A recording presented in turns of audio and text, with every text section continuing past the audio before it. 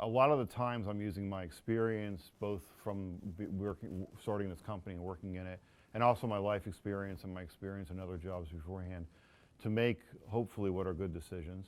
I have a very, very good team, which is of critical importance, and you're definitely going to fail if you have a bad team or you don't put a lot of time into that. And I frequently go to them and say, what do you think? And I take that to heart.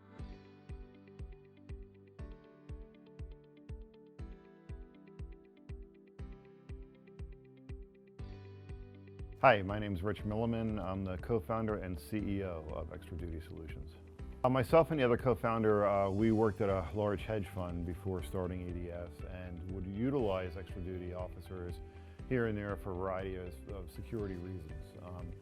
And kind of realized that that industry, the extra duty industry, is messy, both for the customers. If you're the chief security officer of a national bank and you want to get officers in 300 of your locations, you have to call 300 different police departments.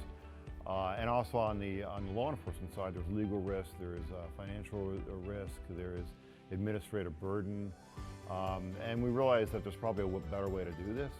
And that's what led to the beginnings of what became Extroverted Solutions. When we started, we actually had intended to do something different than what we're doing, right? So we had intended, because we were from the corporate world, to make life easier for the corporate side. So instead of that big national bank calling 300 police departments, they call us and we deal with it, right? And that's what we did originally when we started in 2015.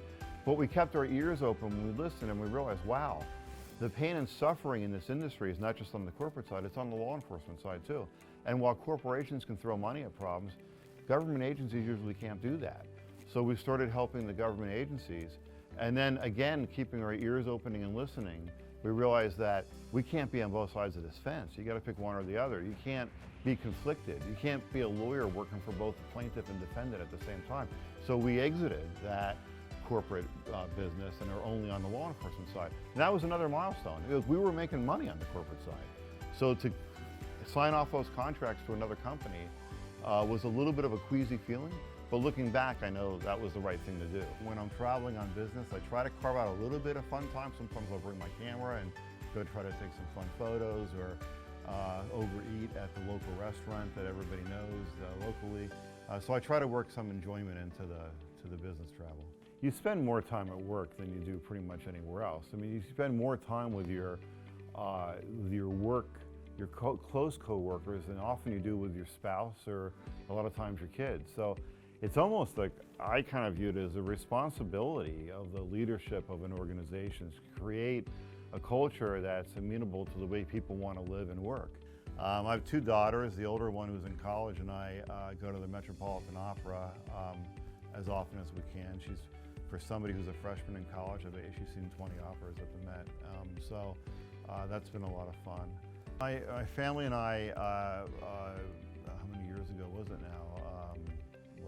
13 years ago, bought an Airstream, which is what most people think of as the silver camper, right? And we always have a lot of enjoyment with that, going out as a family, and we've been to a lot of different places with that. So I think I'm pretty much always happy when we're out in the great outdoors with that.